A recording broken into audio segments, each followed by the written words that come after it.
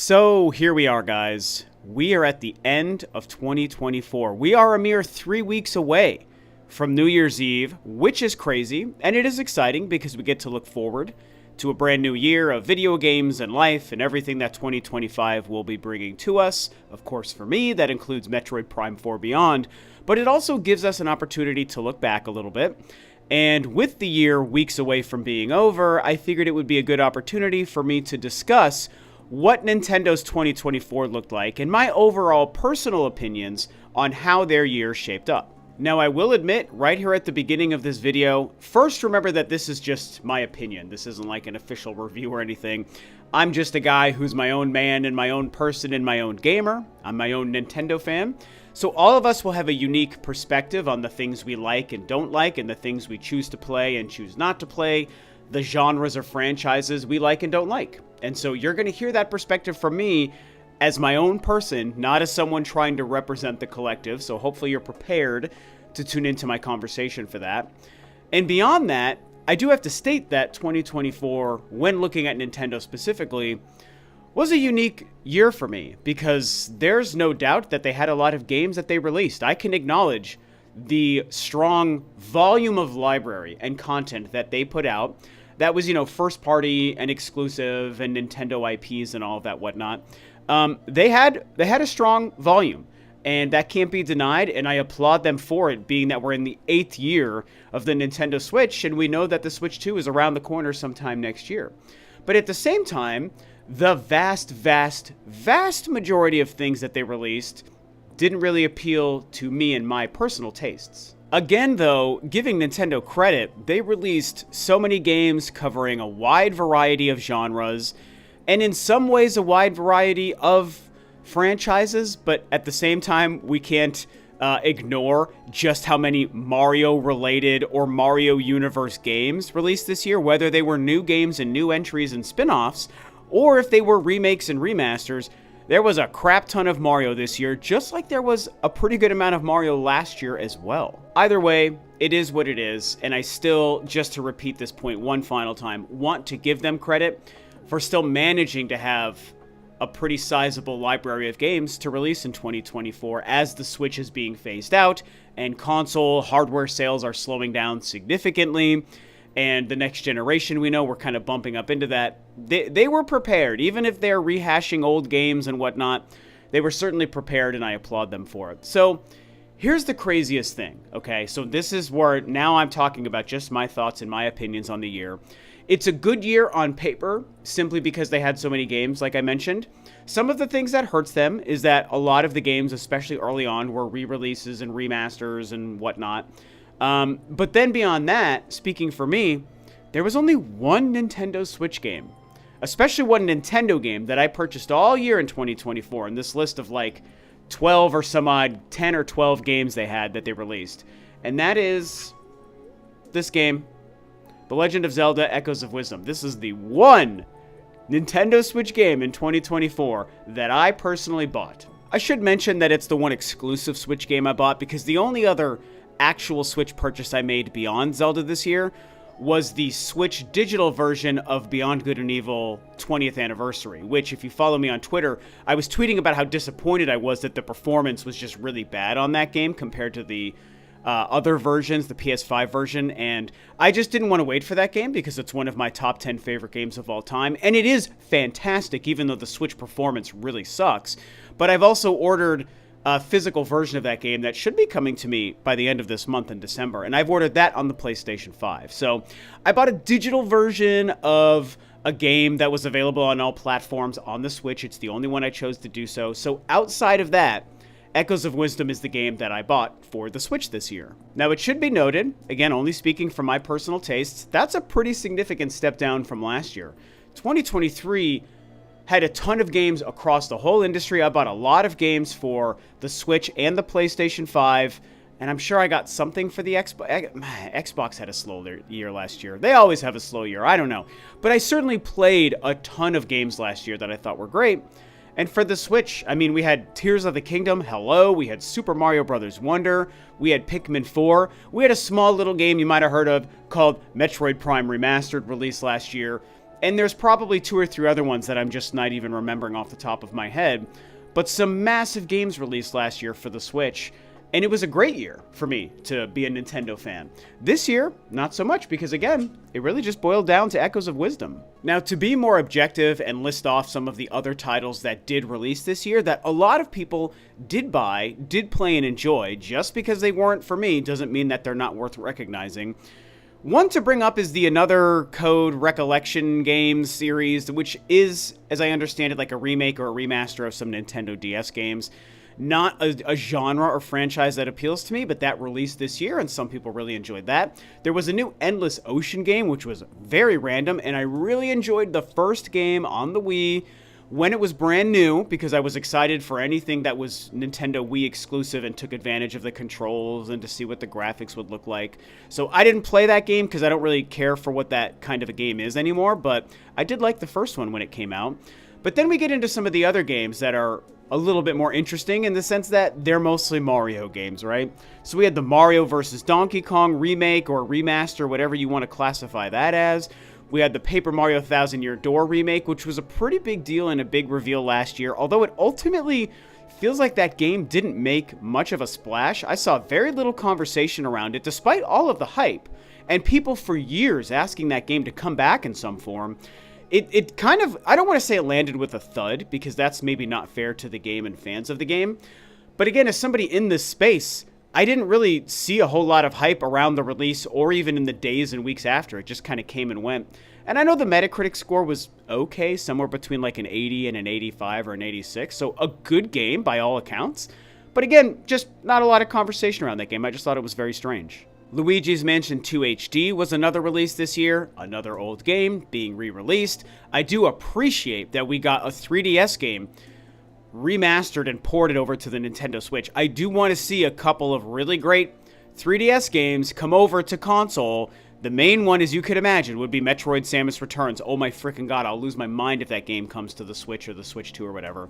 But it is another Mario game, and it's another old game, but it did come out this year. And I didn't buy it, but I do love that game on the 3DS. So it's a great game. It's just not one I needed because I've already played it on the 3DS and I wasn't interested. And then one of the other newer games they released early in the year was Princess Peach Showtime. A game that I was open to initially, but the more I learned about it, I kind of realized that it was dancing in all of these different genres and sort of using the stage play mechanic as an excuse to play mini games as Peach. And while there's nothing inherently wrong with that, and it looked pretty cool, I knew it wasn't going to be for me. I wasn't going to like all of these change costumes to change and to play a different mini game, and I'm cooking things, and I'm a detective, and I'm a samurai.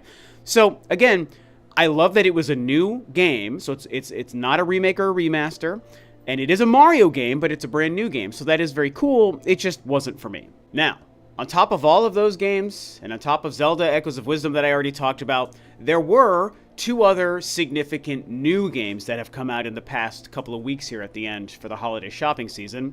Again, we're coming back to more Mario games, but they are at least new games. And it's the new Mario Party game, and it is the Mario and Luigi game, which is called Brothership, I think. Mario and Luigi Brothership. So, again, 2 more games, despite being a huge Mario fan. Not for me. Don't really care much about Mario Party. Don't really care for the Mario RPG genre of spin-off games and Mario and Luigi itself. So I didn't play them. The Mario Party game got great reviews, so apparently it's a very good game that you can add to Nintendo's 2024 kind of statistics. You know, but yeah, we got a ton of Mario games. We got a lot of old games. And then we got, you know, I don't know, Zelda. We didn't even get a Pokemon game this year, right? Is there a Pokemon game? I don't think so. And you guys know me. I don't really follow Pokemon, so I can't say. But I think Scarlet and Violet were the ones last year. And this year, I guess, was a gap for Pokemon. Boy, I'll feel silly if I'm missing something. And I know you guys will yell at me, but that's what my brain is telling me, that there was not a Pokemon game this year. Now, just to touch on Echoes of Wisdom a little bit, I have discussed it a bit after it released. I intended to make kind of a review impressions video, and I actually made a really long one. It was like 27 minutes that I kind of didn't like. I just had a bad feeling about the quality of the conversation and just everything, how it flowed. So it's a video that I uploaded, but then I deleted before I made live. So you guys never got to really hear me dive in.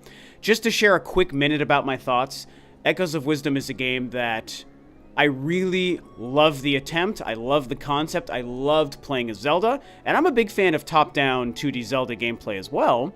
And Echoes of Wisdom, at the end of the day, is a good game that I liked quite a bit and had a lot of fun with.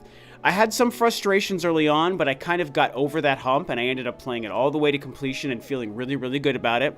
I will admit, though, as I think back on it now that it's been however many weeks since it came out and since I completed it, I guess that's like 2 months, it is still a very good game, but I'm a little bit less favorable on it as the months have gone on since I've completed it.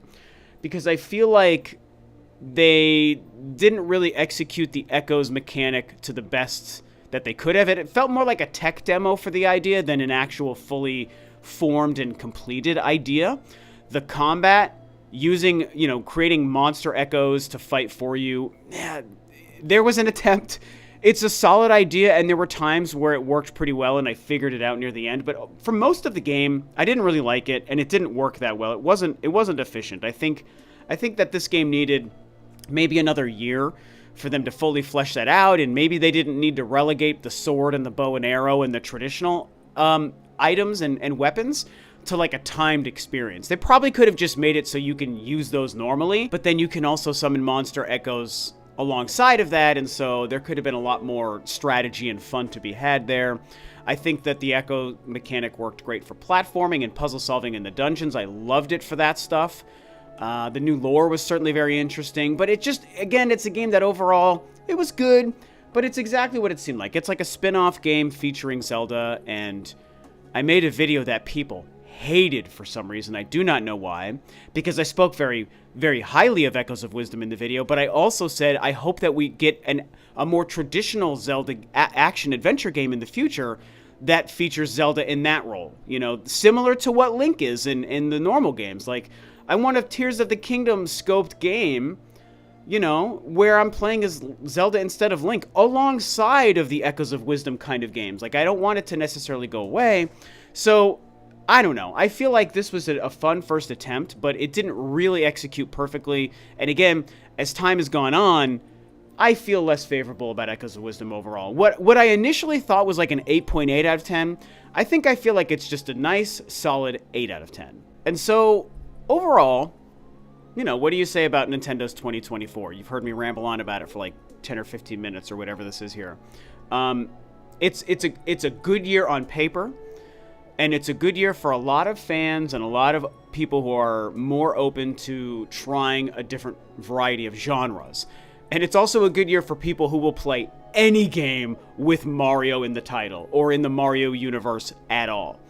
So for those of you who feel that way, you probably had a really good time with the Switch this year, and you feel really strongly about the year. And again, I can't deny that in year 8, right before the Switch 2 was revealed, they still had this many games to release, and even a handful of them being new. There's, 4 brand new games that I can think of? Princess Peach, Zelda Echoes of Wisdom, Mario Party, and Mario & Luigi, right? Unless I'm missing any. Those are all new games. And then there was another, 4 or 5 games I mentioned that are remakes and remasters and ports and whatnot. So you get around 8 to 10 games that are exclusive to your console in the 8th year as sales are slowing down.